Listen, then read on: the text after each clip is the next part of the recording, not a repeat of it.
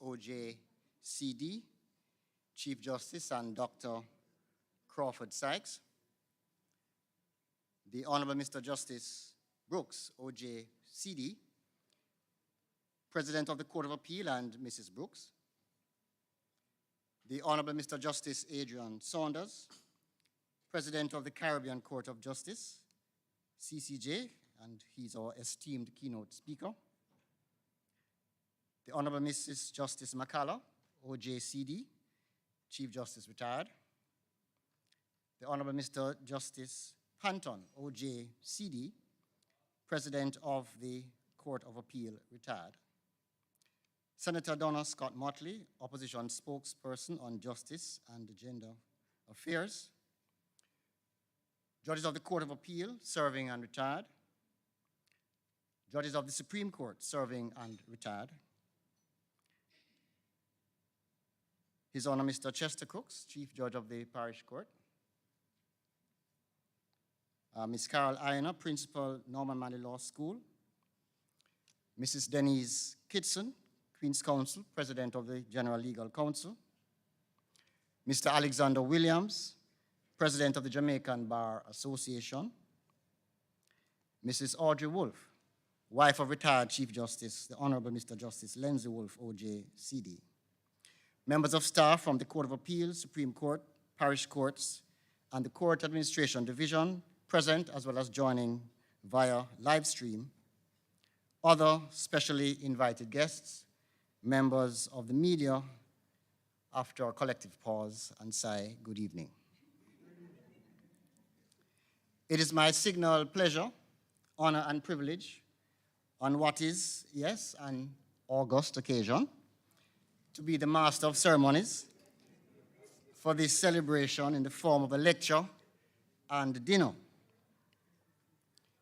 The achievement of 60 years in the life of any institution is a significant milestone. There's a body of work, a legacy, and an opportunity to reflect on the role the institution has played in its field, even as projections are made for the future.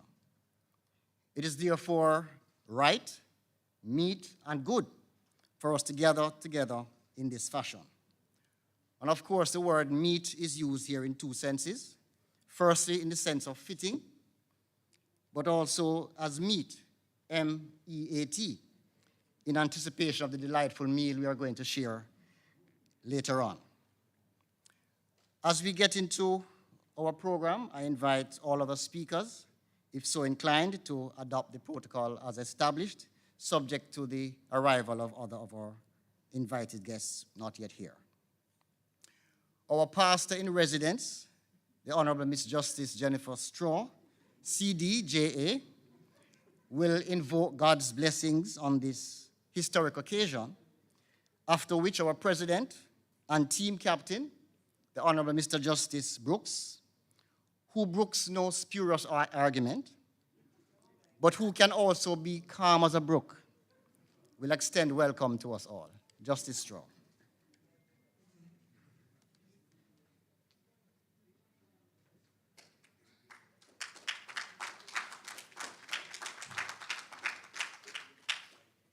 Good evening, all. Let us pray.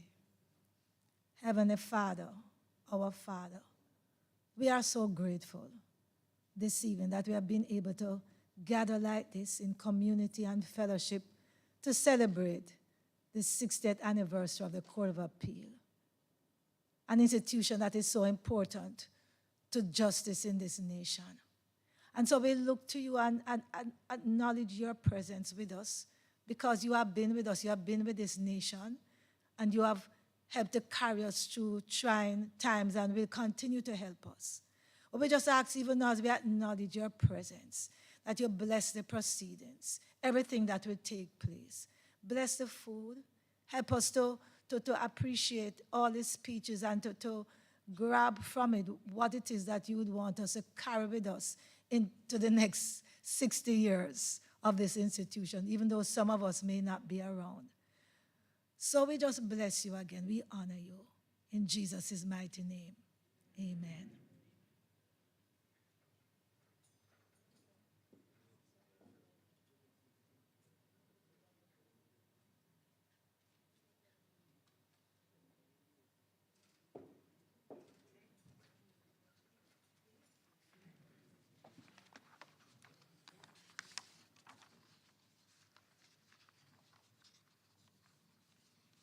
Mr. Master of Ceremonies, the Honorable Mr. Justice David Fraser. Chief Justice, Honorable Mr. Justice Brian Sykes and Mrs.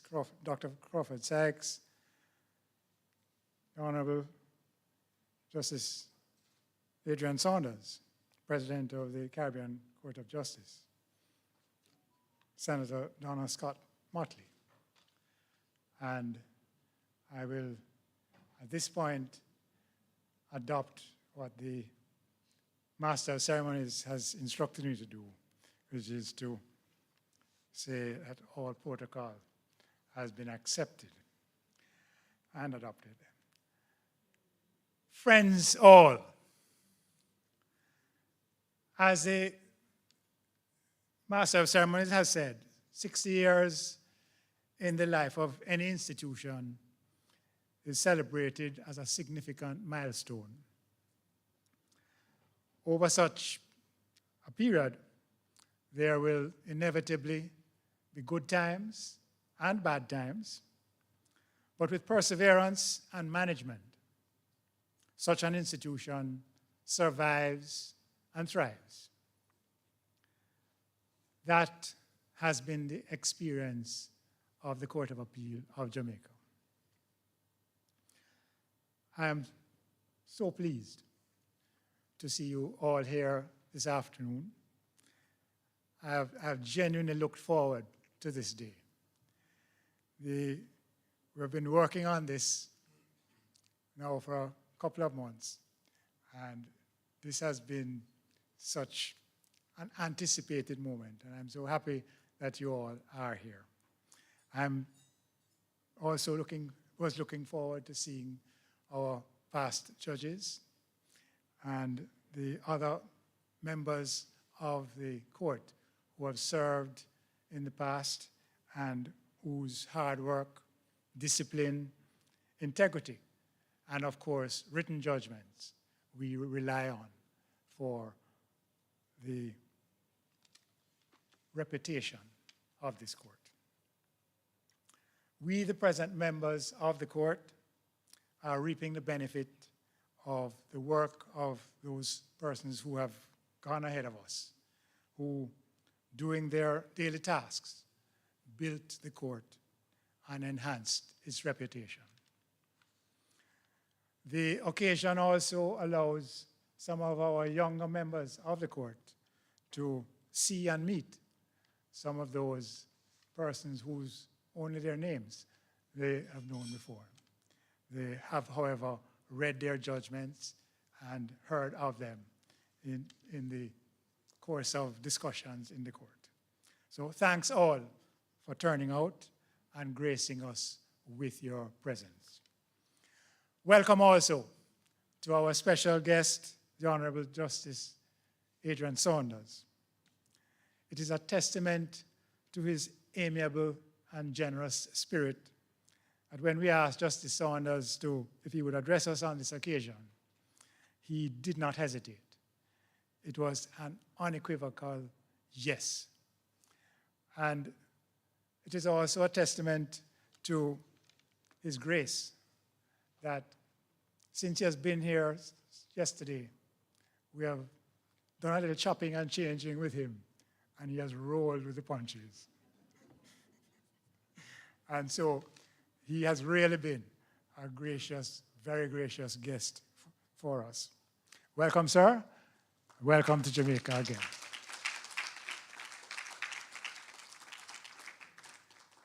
Welcome also to our other specially invited guests.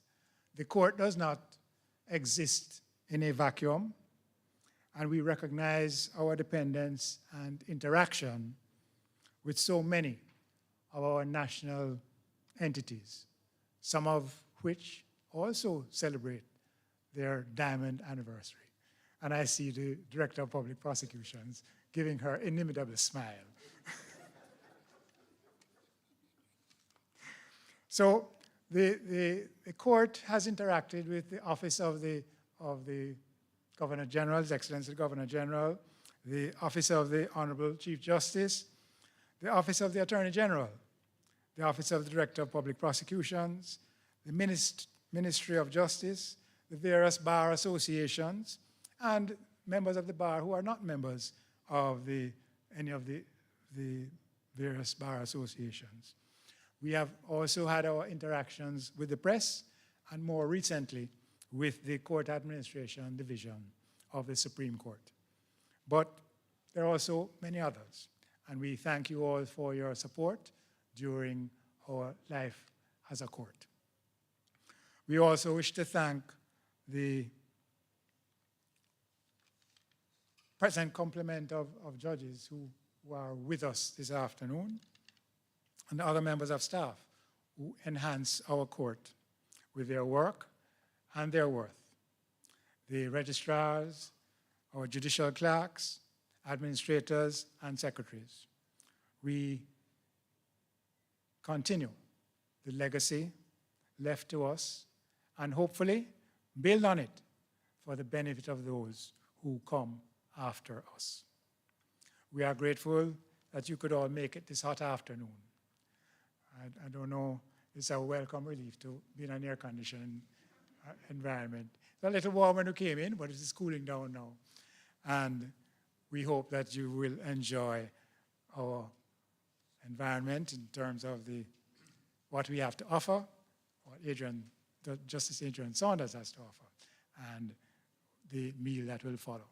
The Master of Ceremonies mentioned meat, but there's at least one vegan amongst us. So she may not appreciate the meat so much. I could not end without also welcoming our guests who are watching on the electronic platform. If this pandemic has done anything, it has served to reinforce the evidence that the human spirit is indomitable. It finds a way to survive. And when meetings in person became hazardous, the innovators and the end users embraced and ran with the electronic platform, which was, before that, struggling to survive. So, welcome everyone. Thanks for being here, and we trust that you will enjoy yourselves.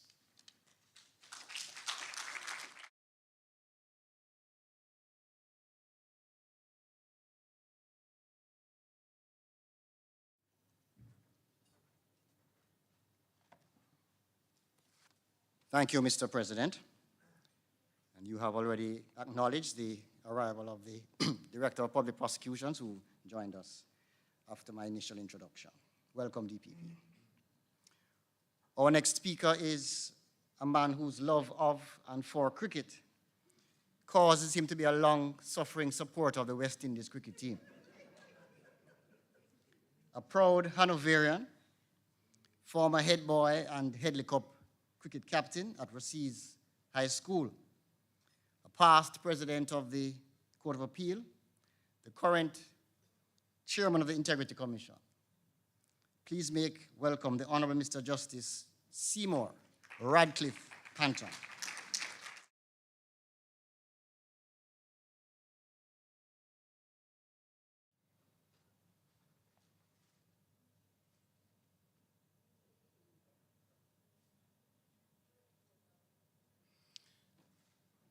Good evening, or good afternoon, it's still afternoon, ladies and gentlemen. The list that I see here includes names that are not present. And as a result, I will just make up my own and say, Honorable President of the Court of Appeal, Mr. Justice Brooks and Mrs. Brooks, Honorable Chief Justice Sykes and Mrs. Sykes, Rossian,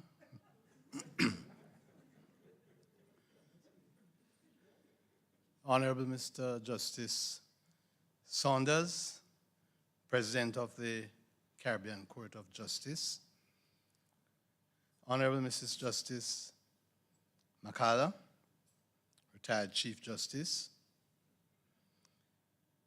all other judges retired and serving, Senator Motley, Mr. Williams, Alexander,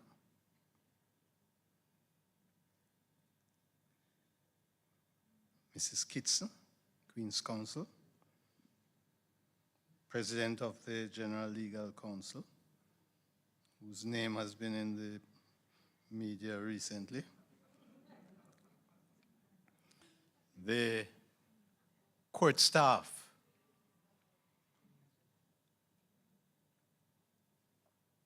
spouses of the retired judges and other spouses, ladies and gentlemen.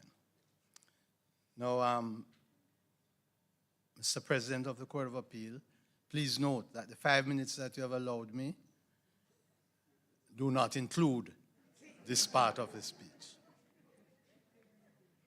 I also must recognize the DPP and her senior officers.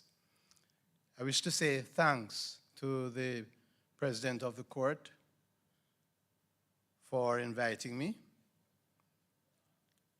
and the other retired judges of the court and our spouses to celebrate 60 years of the existence of the court in its present form. And we also thank you, Mr. President, for the other invitations that would have been you and your predecessor, immediate predecessor, have extended to us over the time. But I have to say that Mrs. Panton has asked me to apologize for her absence. And I can confirm that it is unavoidable. I've been asked to bring greetings on behalf of the retired judges of appeal. And so the first greeting that I give is to the Honorable Mr. Justice Saunders. I must say that it is most fitting that you, sir, have been invited to deliver a lecture on what is perhaps the most important topic of these times in respect of the court systems in the Caribbean. There are things that I would wish to say which I will not say because I do not wish to offend anyone. But they all know what I have to say about the Privy Council and the Caribbean Court of Justice. Our court here in Jamaica has much to be proud of, and how it has developed to its present state is worthy of note. In the very early days, we have to remember that the Court of Appeal consisted really of the Chief Justice and any one or two puisne judges. That was the Court of Appeal. And one of the most celebrated and well-respected cases that we have had cited to us over the years, Cyrus Livingston, was decided in that way. And that was as recent as 1952, or as late as 1952. And with the advent of 1962, a proper Court of Appeal was constituted. And the judges, as far as my research goes, show the judges have served diligently and with integrity. They have dealt fairly and justly with matters involving all races, classes, creeds, and segments of the society, the most powerful as well as the weakest. And politicians, for example, who have appealed their cases to the Privy Council have received from the Privy Council the very same answers that we here in the Court of Appeal of Jamaica have given them. And if you find a case which that has not occurred, tell me afterwards. And in the 60 years that this court has existed, there have been some 53 judges of the court who have retired. And the last one was Miss Justice Hilary Phillips. I'm pleased to say that the greetings that I bring to this gathering come from 16 of us who are very much still around. The oldest resides in the United States, Mr. Justice Henry. I'm pleased to say he was not only Chief Parliamentary Counsel and puisne judge, but a Russian. Next, we in Jamaica, we don't document things. So on occasions like this, it is necessary to mention them. The next person on the list of 16 is Mr. Justice Carl Patterson, who will be 93 next month and has asked me to bring special greetings. He was the first registrar, full registrar of the court. Previously, it was deputy registrar that the court used. And he was succeeded by Mrs. Justice Hazel Harris, who, forgive me for saying, another Russian. And she became a judge of the Court of Appeal in 2006. And we have among the retirees Justices Fort and Morrison, former presidents, Wolf and McCullough, former Chief Justices, Justices Downer, Walker, Ferdinand Algernon Smith, Howard Cook, Carl Harrison, Norma McIntosh, Mahadev Durkaran, Hilary Phillips, and your humble servant who has the pleasure of standing here before you. We are grateful for having had the opportunity to serve the court and Jamaica. Circumstances at times were very challenging, extremely challenging, physical and otherwise. We complained about money, and we are very happy to see that finally, money is being spent on the Court of Appeal, from what I can see. For years, you will know that on behalf of the court, long before I reached the court, I was pleading for the expansion of the court and for the provision of the tools so that the judges could work effectively. My pleading fell on deaf ears for 30 years. I give thanks to the people who piloted the legislation in 2008 to increase the number of judges, and also to those who have seen to the fleshing out of the legislation so that you now have 13 judges. In bringing greetings, I would not be happy if I did not mention that we still are attached to the coattails of the Privy Council. The national psyche, not sex, is being adversely affected by this stubborn attachment to the Privy Council. Our policymakers must realize that in due course, their legacy is going to be stained and tainted by their insistence on clinging to the coattails of the Privy Council. As far as we are concerned, the Privy Council is an anachronism right now. And they should start thinking, the policymakers should start thinking as to what they are going to tell their grandchildren in relation to this fond attachment. The President of Namibia should have been visiting us, but he isn't, I gather from the newspapers. But you know, Namibia has a lesson for us. Its population is 2.6 million. It became independent only 32 years ago. And guess what? They have not outsourced their judicial business to their former colonial masters. There's a lesson also to be learned from Australia, Canada, and New Zealand. Those three countries were attached to the Privy Council. They have parted. But guess what? Their citizens, although they have no attachment to the Privy Council, they can just walk into the United Kingdom anytime. Jamaica has the Privy Council as its final court. And guess what? We here need to pay expensively and line up to receive or be denied a visa to go to the United Kingdom. And our parliamentarians, all of them, need to process these matters in their minds. There are certain things that people have in their minds but don't want to say it. So I have to take the opportunity of saying it.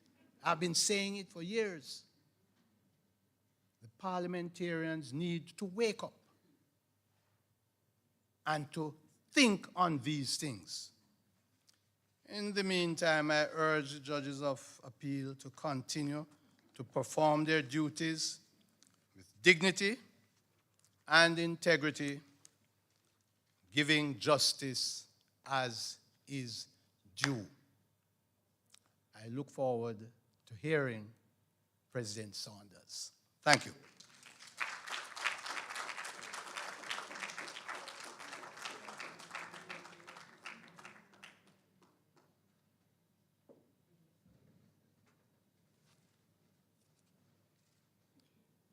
There's a program on a particular radio station where the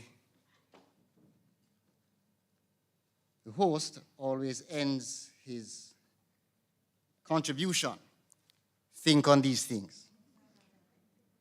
Thank you to the inimitable Mr. Justice Panton for his greetings.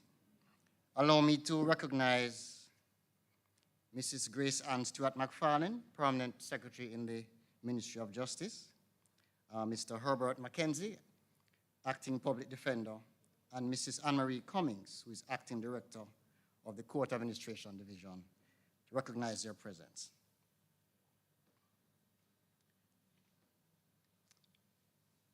Our Chief Justice, the Honorable Mr. Justice Brian Sykes, is the second graduate of the Norman Manley Law School to become Chief Justice of Jamaica.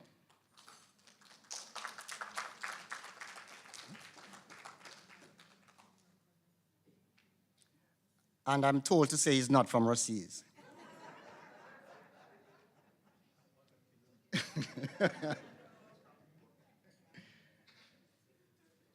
He is known for his commitment to strategic planning and for utilizing the information gleaned from statistics to guide decision-making. Please welcome the Chief Justice to share his greetings, after which Mrs. Rochelle McCallum, Senior Judicial Clerk at the Court of Appeal, will introduce our esteemed guest speaker. Chief Justice.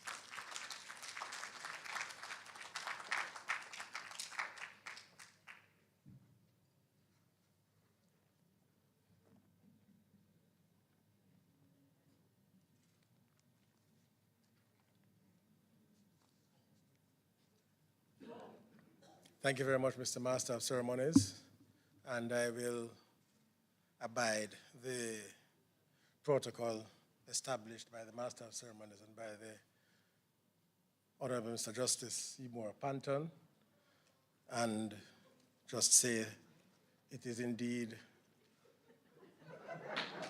a pleasure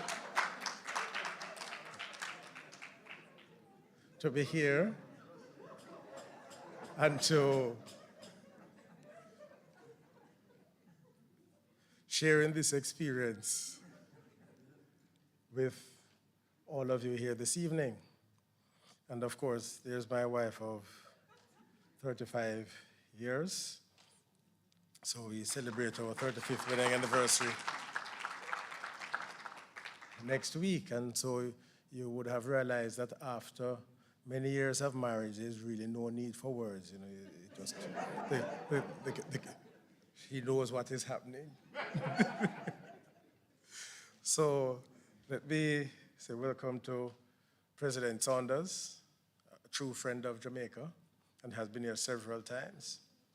So on August 5, I have been informed, 1961, the Judiciary Jurisdiction Act came into force, and it was designed to state in greater operational detail the power and functions of the Court of Appeal of Jamaica. That was established by Section 103 of the Constitution of Jamaica, which came into force on August 6. Those were the circumstances under which the first president of the court, Honorable Mr. Justice Leslie Kundal, and 3 other judges took up the task of establishing the court as one capable of discharging its high constitutional responsibility as part of the judiciary, a co-equal arm of government. If one examines the early judgments of the court, many of which are in the West Indian law reports and the Jamaican law reports, one is immediately struck by the earnestness with which the early judicial pioneers began to explore our legal landscape.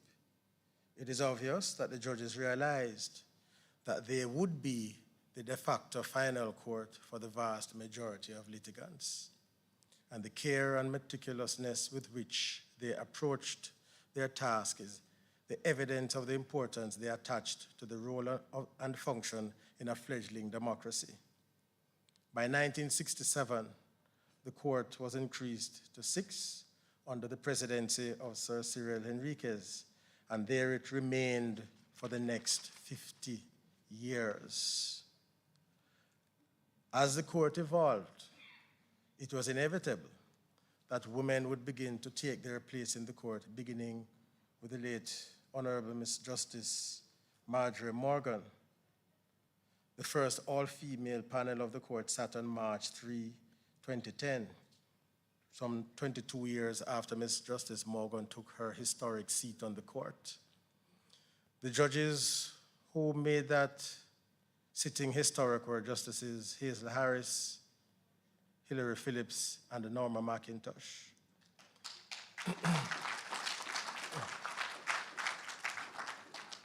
And we should be proud to say that Jamaica did not need and does not need any affirmative action in favor of women.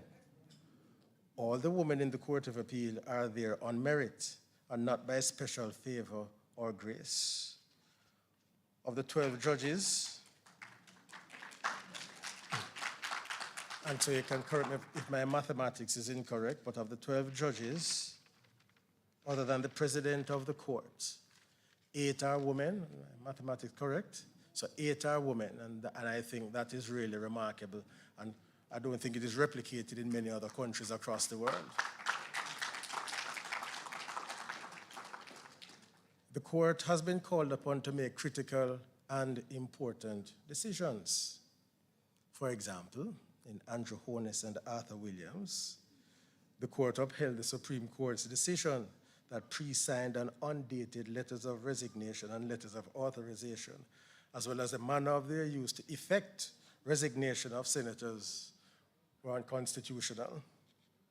In the Jamaican Bar Association and the Attorney General, the Court of Appeal reversed part of the Supreme Court's decision, and by so doing declared aspects of the executive's anti-money laundering program to be unconstitutional. So those are 2 indications, recent indications of the willingness of the court to make important but difficult decisions in a young democracy. With the advent of legal education in the Caribbean and the commencement of training of lawyers in the West Indies, it was inevitable that the graduates of the West Indian legal training system and institutions would make their way into the court. And again, those who are here can correct me if I'm wrong, beginning with the Honorable Mr. Justice Carl Stanhope Harrison, I think he was the first. And in 2016, Honorable Mr. Justice Dennis Morrison became the first president of the court, who was a graduate of the University of the West Indies and the Norman Manley Law School.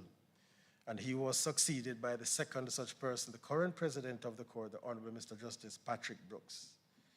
So ladies and gentlemen, it is safe to say that the heirs of the Honorable Mr. Justice Joseph Leslie Kundal have given effect to what would have been his vision when he first sat in 1962, namely to establish a strong, independent, and fearless Court of Appeal worthy of respect and honor.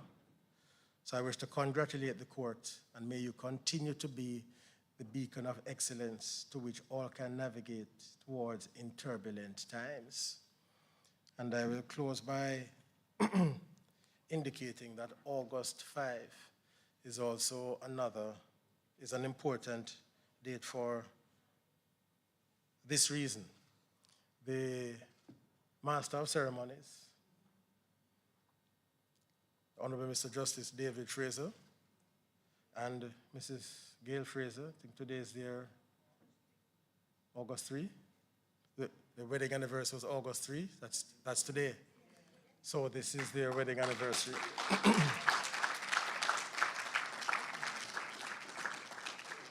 And it's today as well. So congratulations to you both. And I'll just let you into a little story here. I first met Gail when I was in the office of the Director of Public Prosecutions. So my office was next door to David's office. So at that point, they weren't married at that point. So when I saw this young lady sitting inside there, I asked who, went and introduced myself and asked who was she. She introduced herself as Mrs. David Fraser. And so it has become. So congratulations to you both.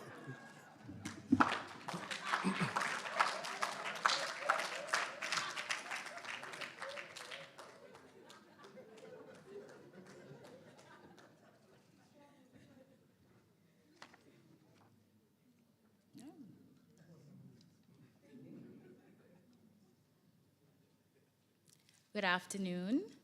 All protocols observed.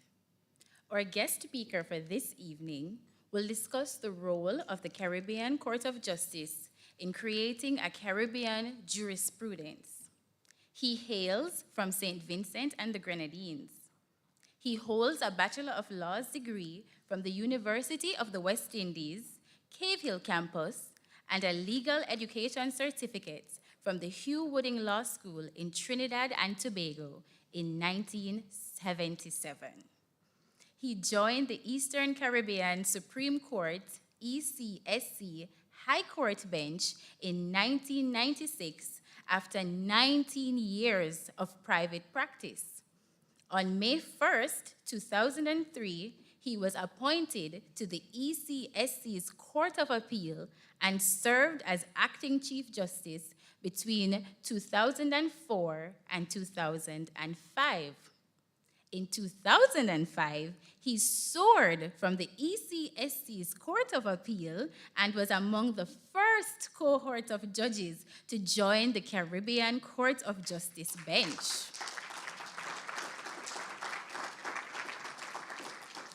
But it gets better. On July 4th, 2018, he elevated once more when he was appointed President of the Caribbean Court of Justice. He is an author, an editor, and a lecturer. And in addition to all of that, our guest speaker is married to his beautiful wife, Marilyn, and the couple has not one, but two charming sons, Yuri and Yannick. Ladies and gentlemen, please welcome the Honorable Mr. Justice Adrian Saunders.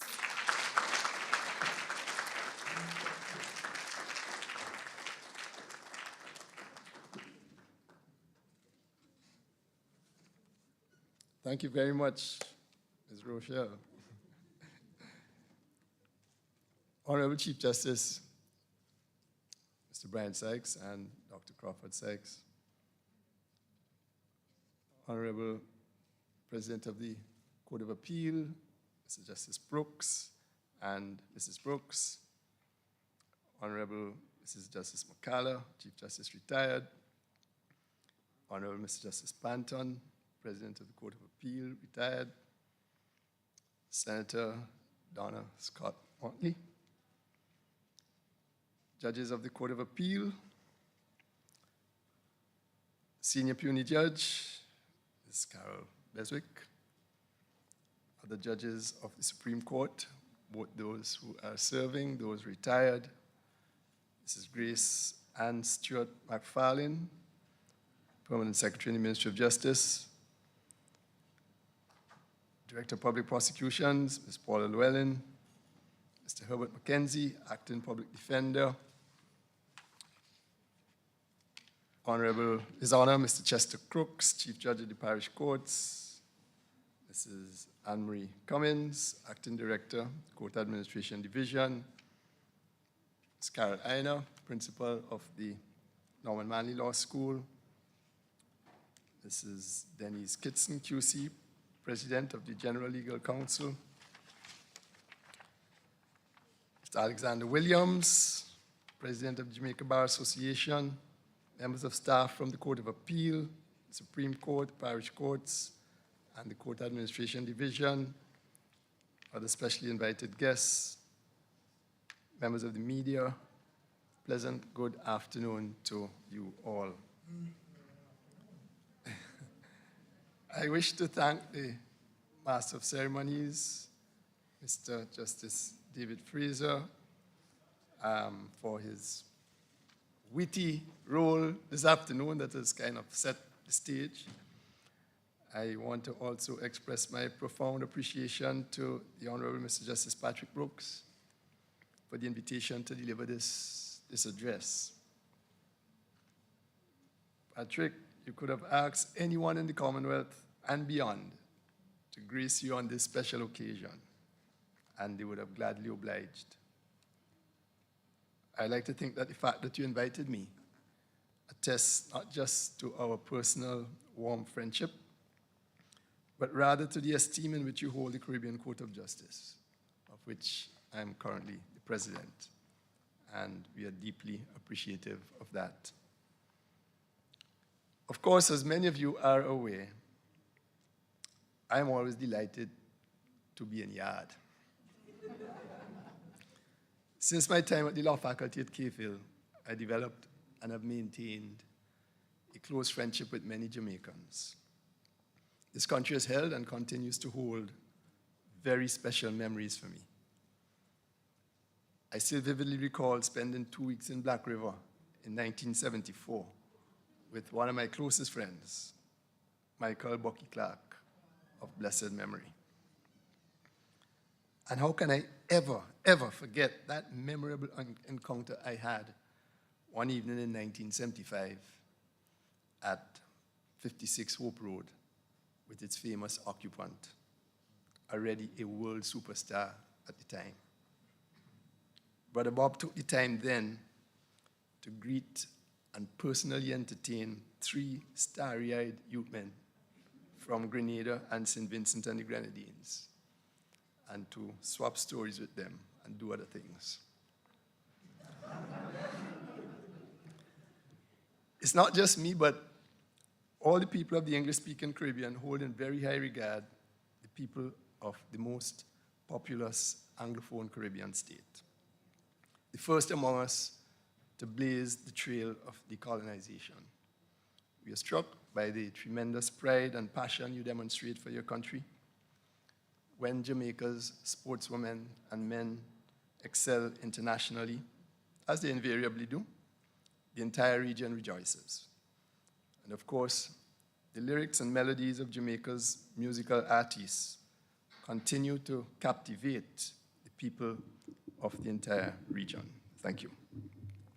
And so we join you in commemorating the diamond anniversary of both Jamaica's independence from colonial rule, as well as the establishment of its Indigenous Court of Appeal.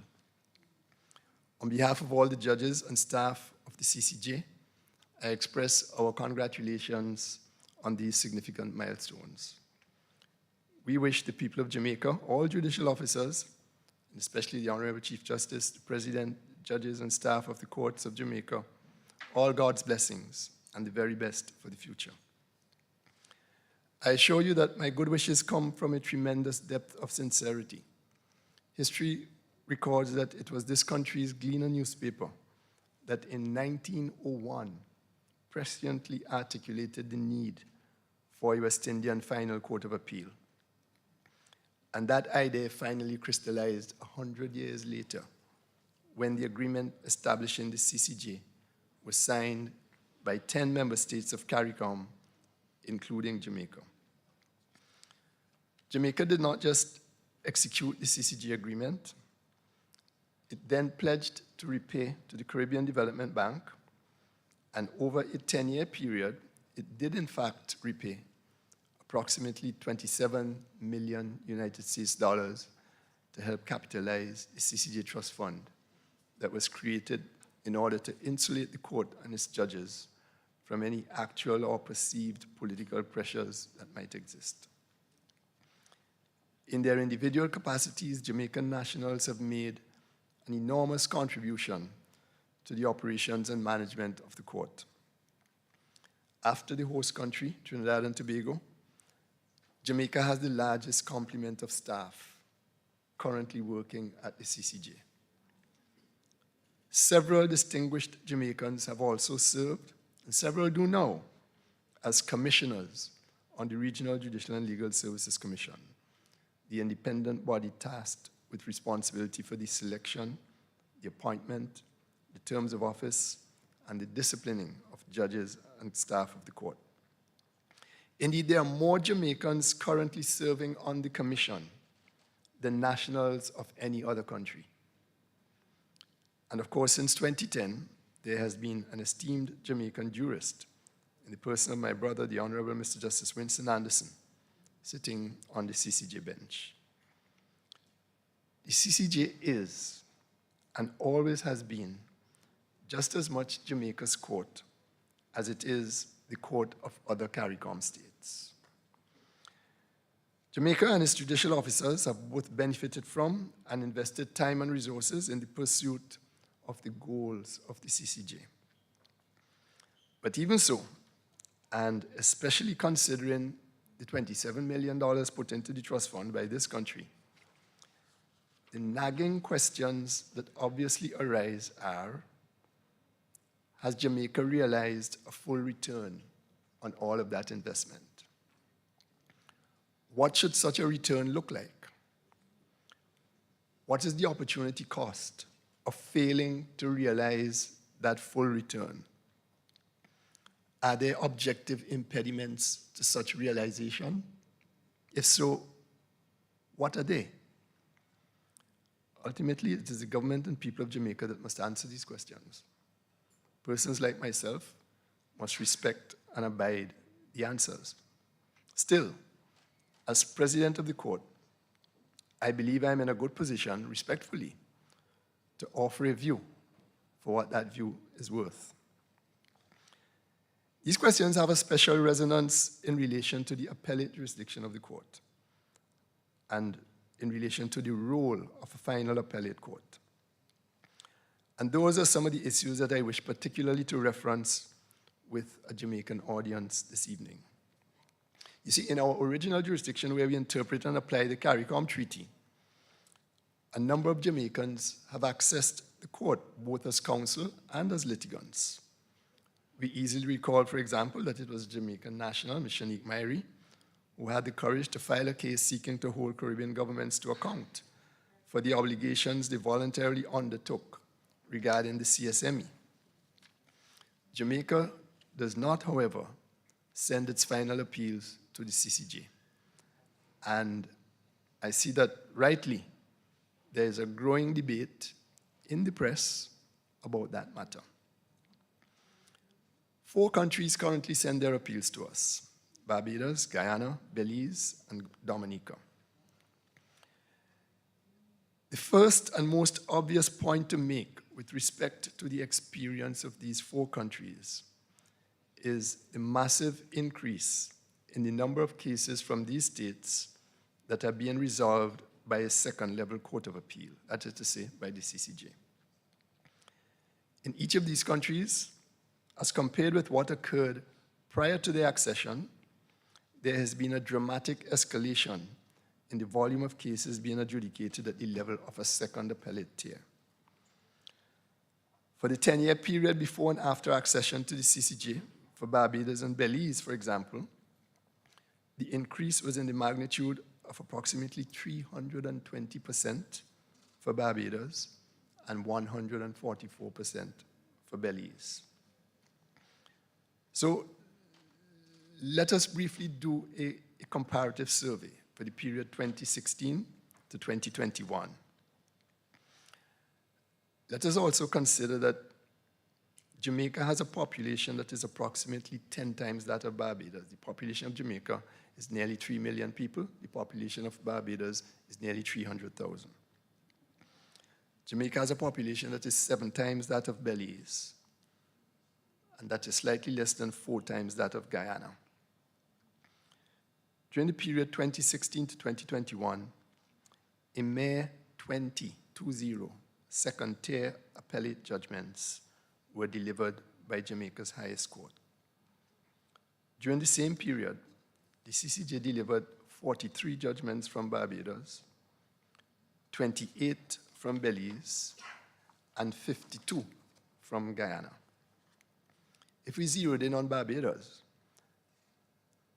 it is apparent that a country with 10% of Jamaica's population has had more than twice the number of cases heard and resolved at the level of a second appellate tier. The reality is that comparatively few Jamaican cases are being decided by this country's final court. I read recently that Honorable Chief Justice Sykes has estimated that the Jamaica Court of Appeal would usually render about 270 appellate decisions each year. Only about 3 or 4 of those judgments are appealed further to the Privy Council. What is the reason for such a paucity of cases going up to London?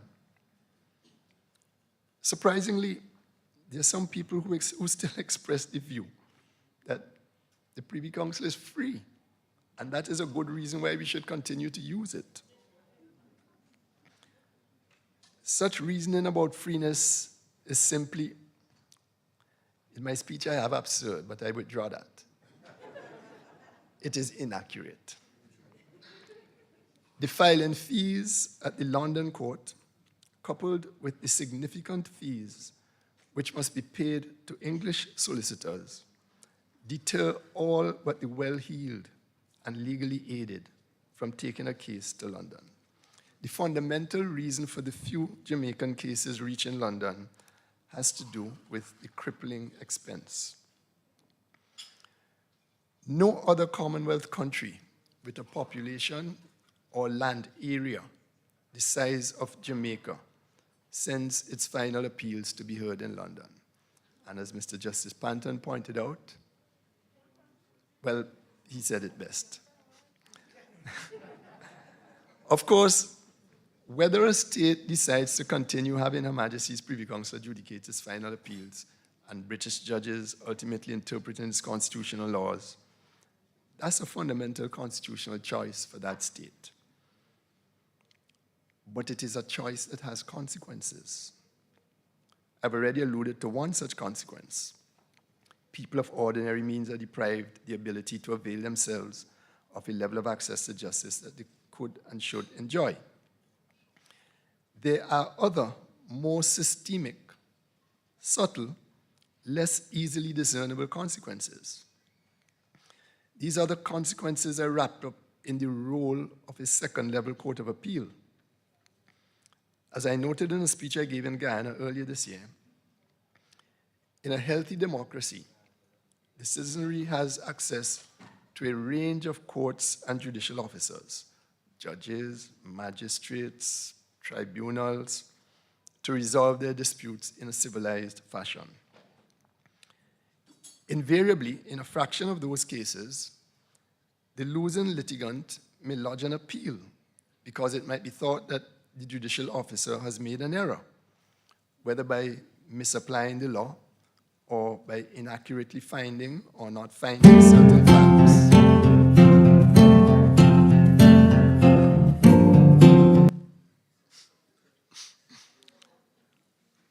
Or by a combination of either misapplication of the law or failure to address the facts as they should have been.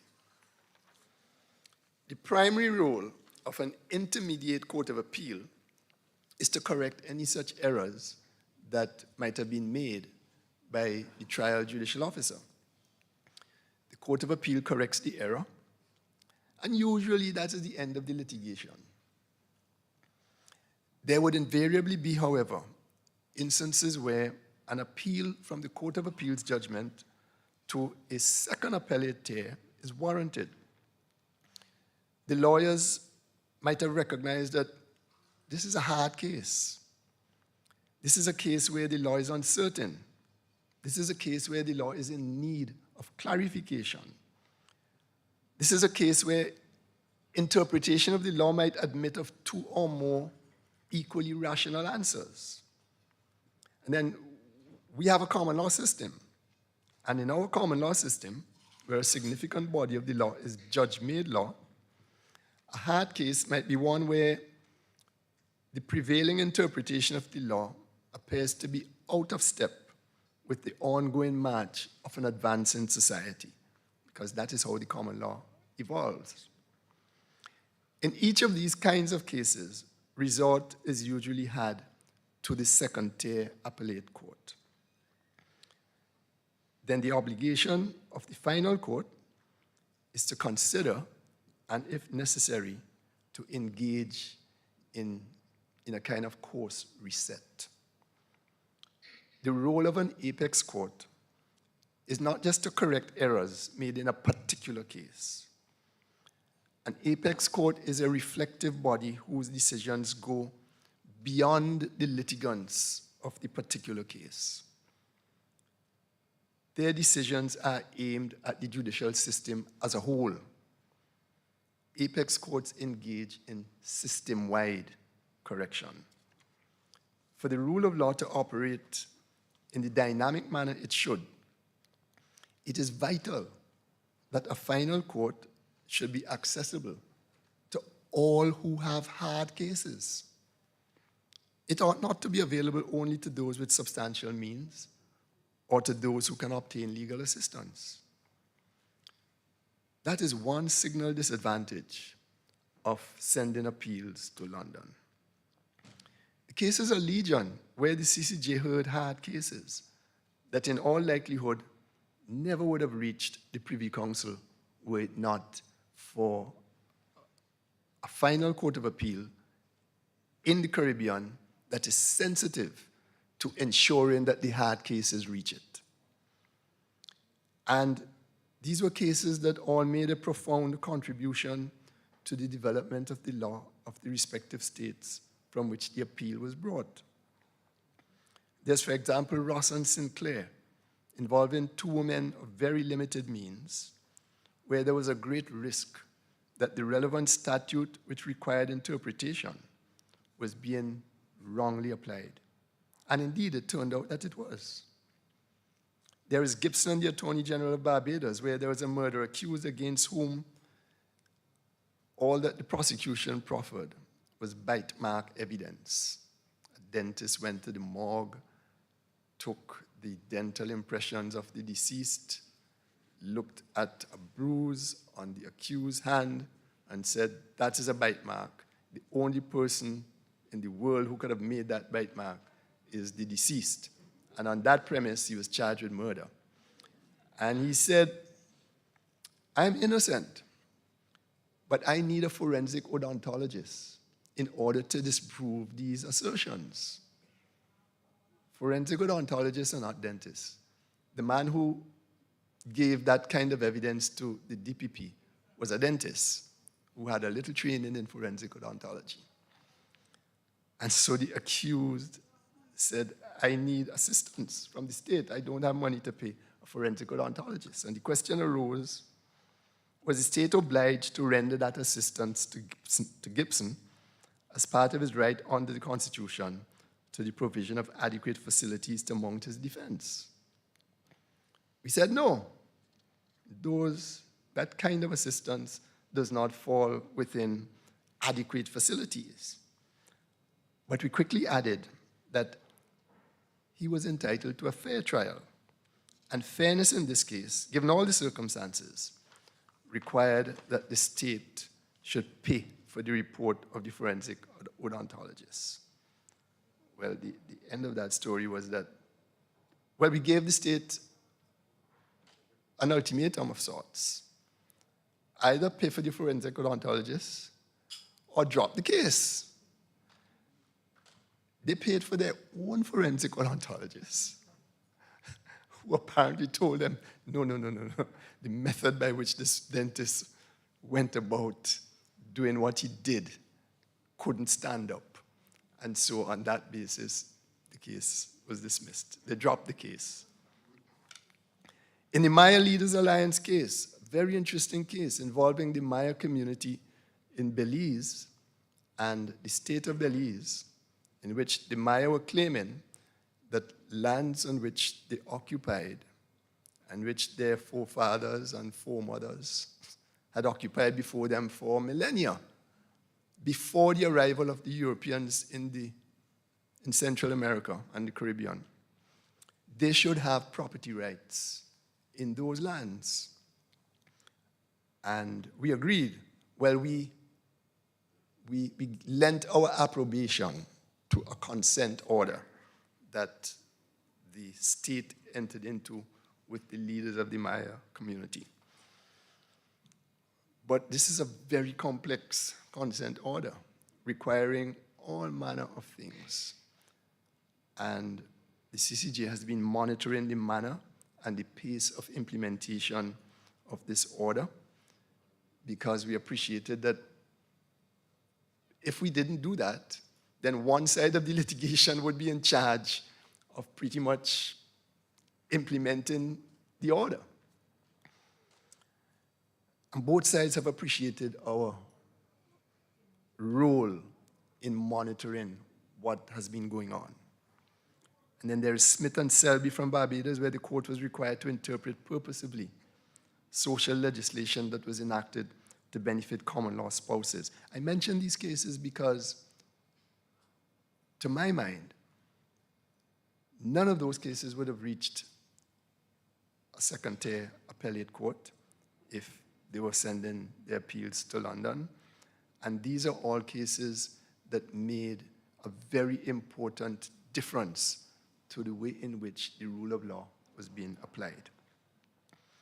In a trilogy of constitutional/criminal cases, Nervez, McEwan, Bisram, the court adopted an approach to pre-independence laws that has now placed us on a very different jurisprudential path from that taken by the Privy Council, so far as that particular question is concerned. These cases raise issues of constitutional interpretation.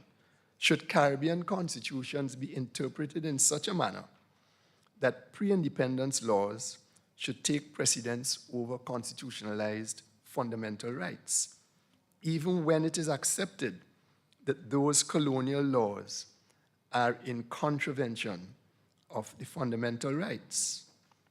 Or should the Constitution be interpreted in a manner that requires that those laws first be modified to bring them into consistency with the fundamental rights?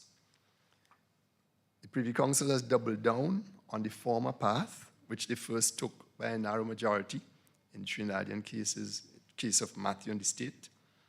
And in Nervez, McEwan, and Bisram, the CCJ explained its reasons for not adopting that path. In our view, constitutionalized fundamental rights were too sacrosanct to be trumped by pre-independence laws only because they were pre-independence laws.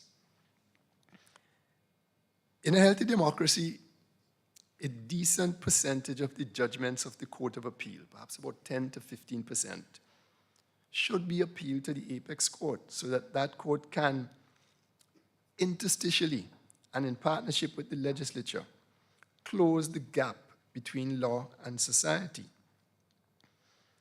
Can the Court of Appeal also play this role of closing the gap? The answer is not really. Certainly not anywhere as effectively. An apex court is far better equipped because it is not burdened with hundreds of appeals in which the central question is whether the trial judge made an error. The apex court usually has the most experienced and skilled judges. At the level of the apex court, the judges sit together in a greater number, usually 5, 7, 9, sometimes 11, a greater number than the courts below. And because they sit on fewer cases, there is time for greater reflection. For decades, Guyana maintained a system where the Court of Appeal was the final court. And the results are very evident. Suffice it to say that, unsurprisingly, Guyana was one of the first countries to accede to the CCJ's appellate jurisdiction. The point is straightforward. When access to a second-tier appellate court is eliminated or compromised, choked off, a country's jurisprudence will suffer tremendous harm. Some uncertainties in the law never get authoritatively resolved. The country's jurisprudence becomes stultified, and the gap between law and society widens. The second important consequence of few appeals reaching a final court is this: liberal democracy anchors itself in the operations and the interrelationship among three branches of government: the legislature, the executive, the judiciary.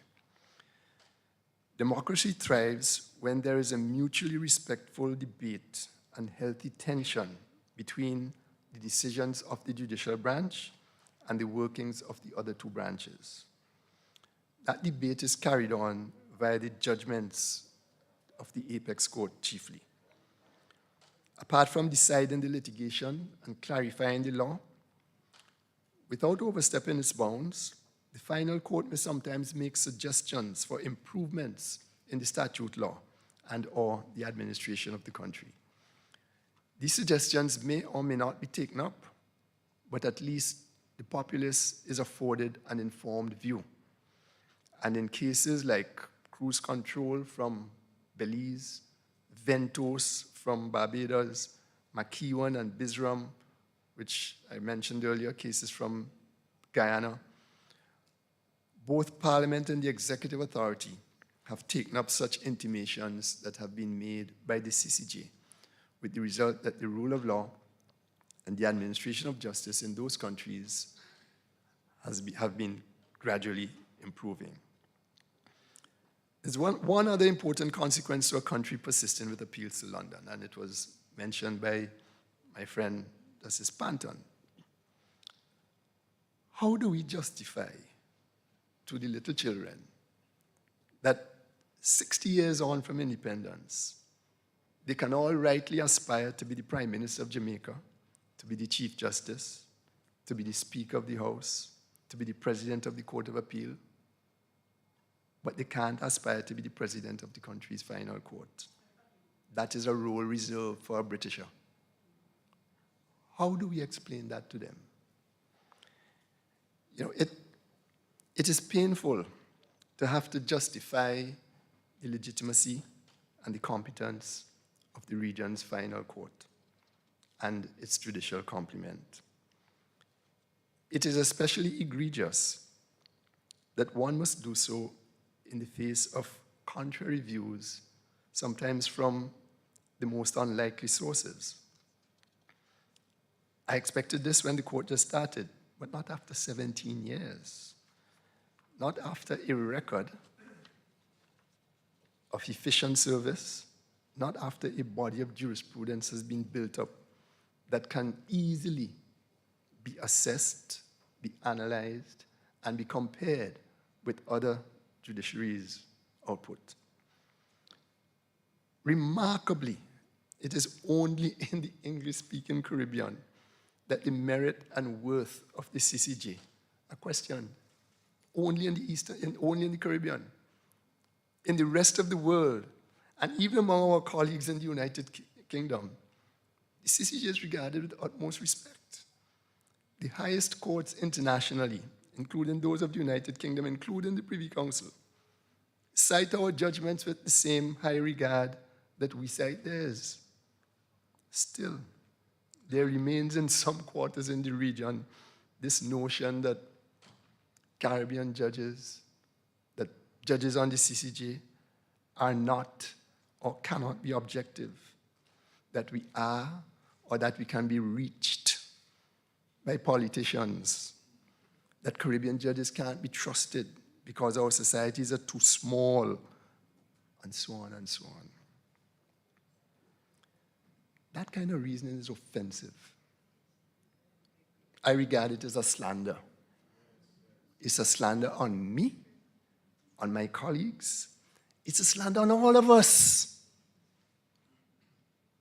There are many Jamaicans who have distinguished themselves on the bench, some in this room.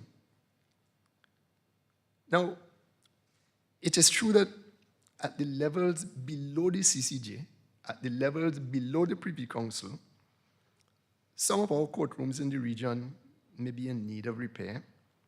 Some of our IT systems may require improvement. So too our registry and case management processes. It is true that we have some delays. In some countries, horrible delays. But which judiciary doesn't? But these issues, although serious, although deserving of attention, they are entirely independent of the debate on the CCJ. Judicial fairness, judicial objectivity, judicial ethics, none of these have one jot to do with the size of a country or its population, or with who went to school with whom, or with geographical remoteness, or with cultural alienation. These are matters that have to do with character, with training, with competence. And it is regrettable that responsible people should imply that while everywhere else in the world those traits abound, they're in short supply among Caribbean judges. Decent and right-thinking persons have a duty to reject and decry such corrosive insinuations. It is easily possible to identify Caribbean jurists who have no less integrity and ability than jurists anywhere else in the room. And as I said, I look out and I see wonderful examples of judicial objectivity, fairness, and competence. You go through the history books and you would see confirmation that the finest Caribbean jurists are just as capable and honest and ethical as the finest jurists anywhere else. An impartial and objective assessment of the CCJ is best made by those who make a studied analysis of our judgments, as Dr. Barnett did on the occasion of our 10th anniversary. We are happy for such an assessment to be made. We are happy for an assessment to be made of the pursuit of our strategic agenda and of our court processes. We are happy for that assessment to be made by those who have personally interfaced with the court. What is telling is that all of our judgments have been complied with, even those that were extremely bitter pills for incumbent governments to swallow. And I can tell you that in Barbados and Guyana, there were not a few such decisions. I think this attests to a high level of the rule of law, observance of the rule of law in the region, and in particular, to commendable respect for the integrity of the court's judgments. I'm also satisfied that both in the original jurisdiction and especially in those states that have given us the honor of hearing their final appeals, we have contributed to clarifying and elevating the rule of law. The CCJ agreement makes clear that the court was intended to have a determinative role in the further development of Caribbean jurisprudence through the judicial process. The leaders of CARICOM also considered that the establishment of the court represented a further step in the deepening of the regional integration process. By dint of our independence and a fierce commitment to excel, a commitment shared by judges and court staff alike, the court has taken these mandates very seriously. We see it as part of our responsibility, not simply to function as a depository for appeals and applications that must be processed and judgments on them delivered. We do that, of course, but in addition, we regard it as part of our duty to contribute to the enhancement of efficiencies within the legal profession and within the administration of justice throughout the entire region. This is an essential component of our role as a final court. And we have done this through the use of at least 4 different platforms. Firstly, the court's educational arm, the CCJ Academy for Law, has spearheaded a number of capacity building initiatives in the region with both the legal profession and the judiciary. Secondly, at the behest of the heads of judiciary of the region, the CCJ has invested time and effort in the establishment and operations of the Caribbean Association of Judicial Officers. Over the last 13 years, CAJO has provided a range of judicial education training opportunities for judges, magistrates, registrars, and court administrators all across the region.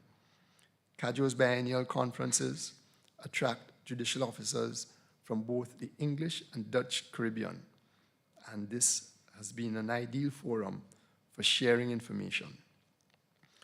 Thirdly, the international community has identified the CCJ as an appropriate executing agency for donor funds designed for justice improvement throughout the region. And so, for example, over the last 8 years, the court has been the executing agency for the Canadian-funded Judicial Reform and Institutional Strengthening Project, Jurist.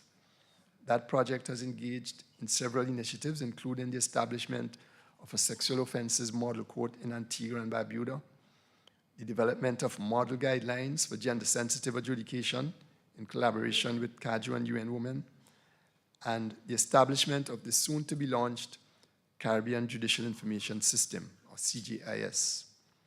The CJIS will serve as an information hub for judiciaries across the region and will enable effective storage and access to information such as judgments, policies and procedures, project information, rules, guidelines, and the like.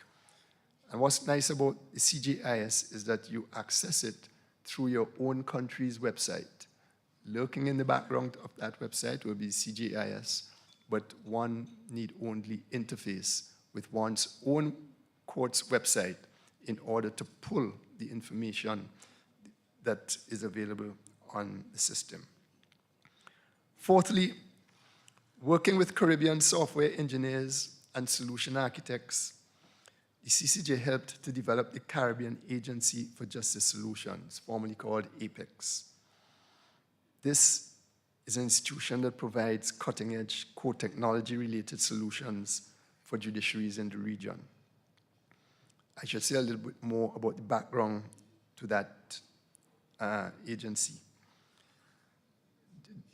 Because of the diverse and geographically dispersed customer and stakeholder base of the court, we have been obliged to push the envelope in delivering effective services, so that long before the pandemic, the court was holding remote hearings that were video conferenced.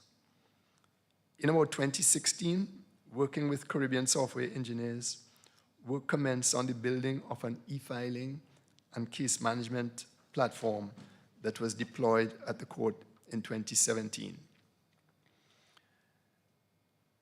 This might be a boast, but I think it's true. That platform is second to none in this part of the world. And if you visit our registry today, as some of you have, you will see terminals, you will see screens, stacks of paper you will not see. We don't operate on paper anymore. Last week, both Chief Justice Sykes and I attended the Conference of Caribbean Heads of Judiciary in the Cayman Islands, an extraordinarily productive conference in which there was a mutual exchange of ideas and best practices on diverse aspects of the administration of justice. I was especially heartened when the Caribbean Agency for Justice Solutions made a presentation to regional heads of judiciary jointly with the Cayman Islands Judiciary, because the agency has recently deployed its technology solutions in the Cayman Islands. And the presentation confirmed that while there are judiciaries in the region seeking to invest in case management systems from Singapore, from Europe, from the United States, even from Nigeria, wherever else, our own homegrown software was not only just as effective, but it offered greater possibilities for continuous development that was tailor-made to suit the specific needs of the Caribbean. As I sat back and listened to the presentation, it occurred to me that there were so many parallels in that agency and in the CCJ. There were many parallels, let's leave it at that. Over the years, the CCJ has also paid tremendous attention to our underlying administrative and other processes that support the receiving, the processing, and the adjudication of both our caseload and our outreach initiatives. Our aim is truly to live our mission to provide accessible, fair, and efficient justice for the people and states of the Caribbean community, and to realize our vision, which is to be a model of judicial excellence. The aim of the CCJ is, where possible, to lead by example. We continuously engage in an iterative four-step improvement process of assessment, analysis, implementation, and evaluation to ensure that our court infrastructure, our management systems, our methods and processes are in alignment with our vision of court excellence. And this year, the court was honored to be admitted as an implementing member of the International Consortium for Court Excellence.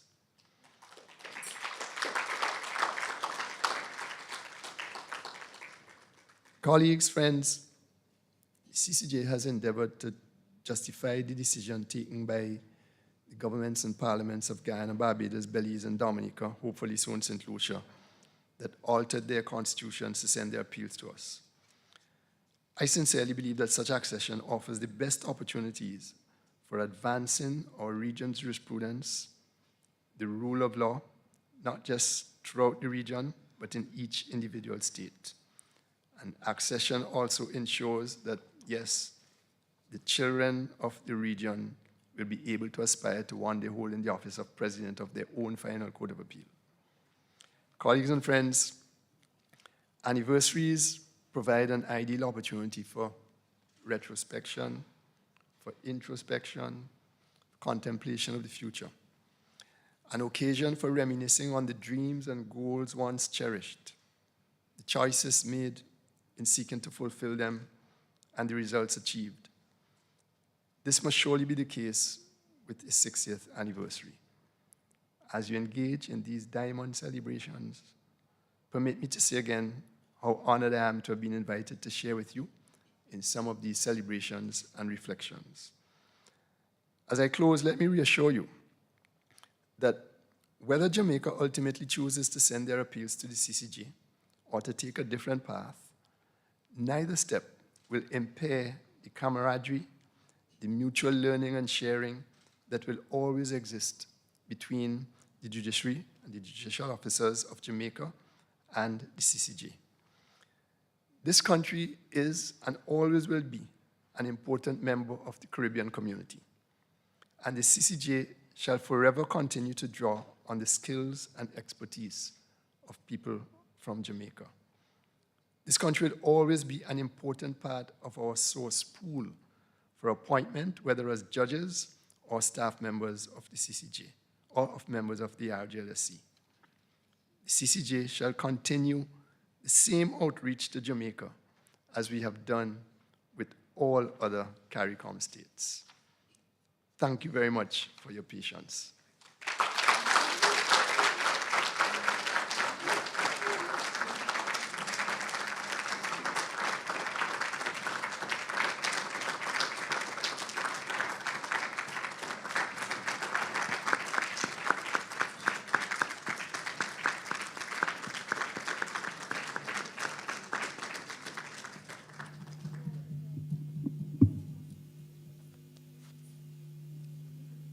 Thank you very much, President Saunders, for such a wonderful address, reminding us about the character, training, and competence of the judges that we have in the region.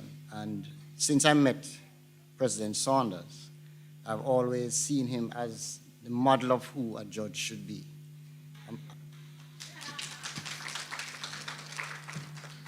A man of preternatural calm, dignity, and scholarship, who is able to persuade you by the force of his ideas and not seek to overwhelm you by the force of his person.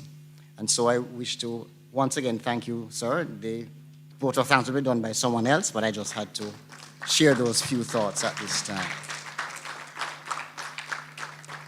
I am told that we should have time for a few questions, just in case anybody wishes to ask or make a point in relation to the address of President Saunders. And so I'm not sure if we have a roving mic, but if in fact there's anyone who wishes to make such a contribution, please just indicate, and you will be provided with the microphone. President Brooks.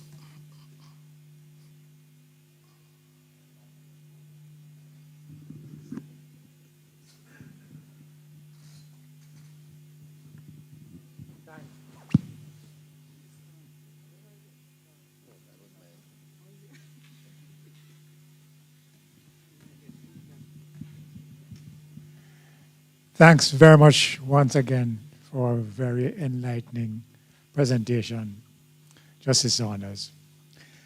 One of the things which I think we always want to know about, you mentioned some numbers for the cases that you have done for various countries, but what is the workload on an annual basis of the court?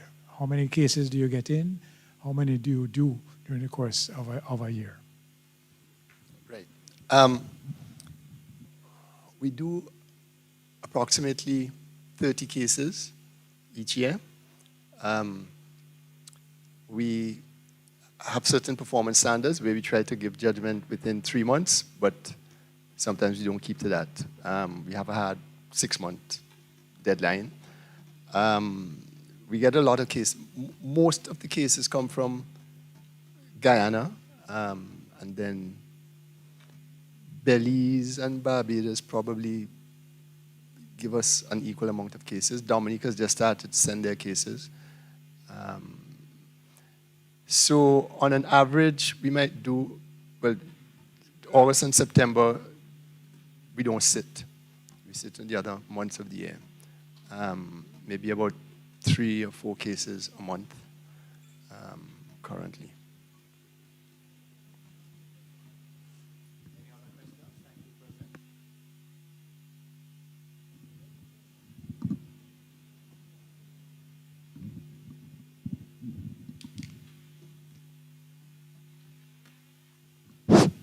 Are all the cases heard remotely? Yes, but actually, before the onset of the pandemic, at the option of the parties, we would hear a case remotely. But if either one of the parties wanted to hear the case in person, then we would hear the case in person, and we would all be in the courtroom. Since the onset of the pandemic, we have not heard any cases in person. And there's a discussion going on among the judges as to when we would resume. Now, the difference between the remote hearings before the pandemic and the remote hearings now is that before the pandemic, the judges were robed and sitting together in the court, but the litigants and the lawyers were, whether in Barbados, Guyana, Belize, or wherever. Since the onset of the pandemic, each judge has been in his or her own location. At home, I'm in my bedroom or wherever else. And you won't know it's my bedroom. We all have, what do you call it, a screensaver. That is common to every judge. So you don't know where the judge is. For all you know, the judges are all together. But actually, we all are in separate places. We have a debate going on now as to, and we have decided, because you are at home, because for whatever reasons, we decided that we would not be robed after COVID, and we were doing the remote hearings.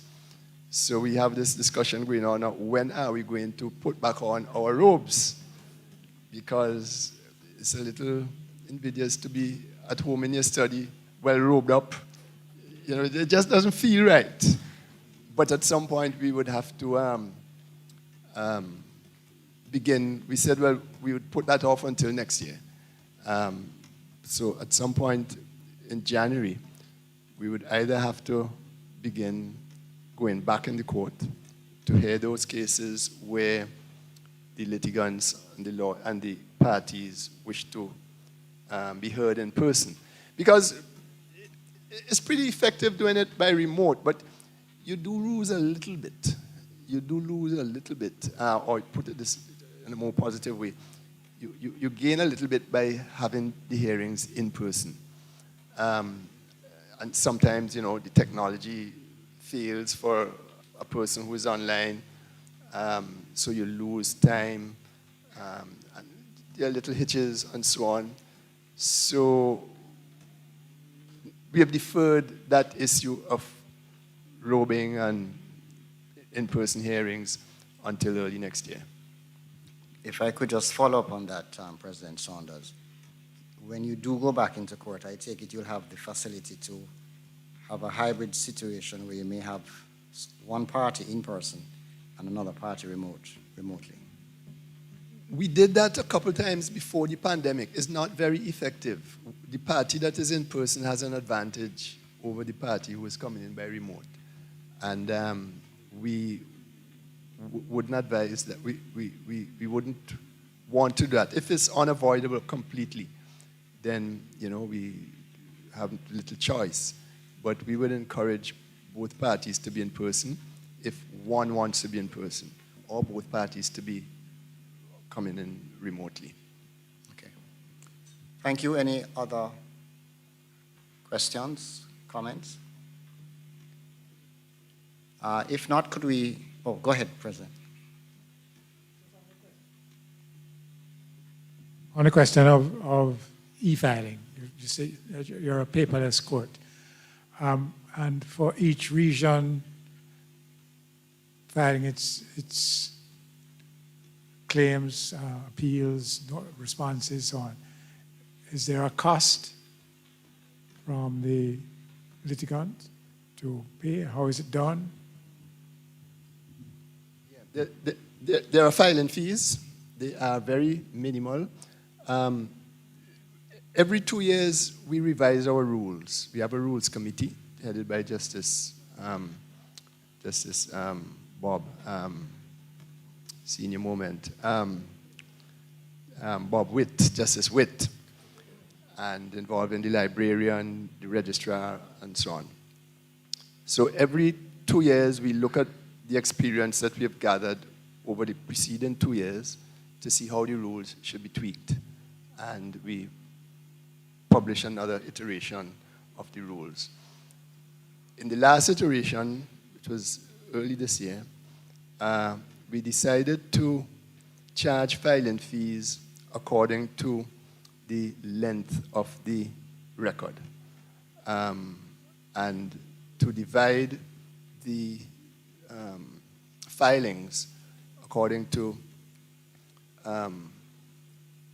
they don't like the word simple, but no, short. But those between 0 and I can't remember the threshold, 750 pages or so, would be in category A. Then 750 to about 3,000 pages, category B, and then over that, category C. And you pay a filing fee based on the category.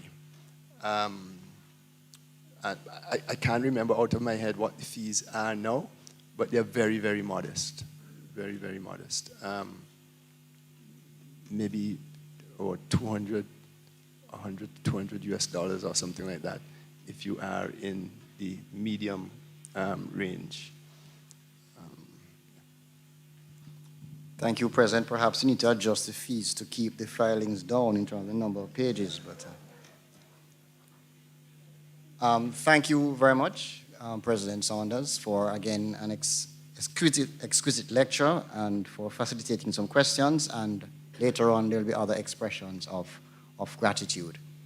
As we transition towards dinner, we're going to be entertained by a very interesting gentleman. He's Mr. Vincentio Ricketts. He worked in hospitality for over 20 years. Then he said the saxophone called, and he answered. He's self-taught. He's played both locally and overseas. He'll give us an item or two. Now I'll come back to say a few things, and then he'll also entertain us during dinner. Vincentio.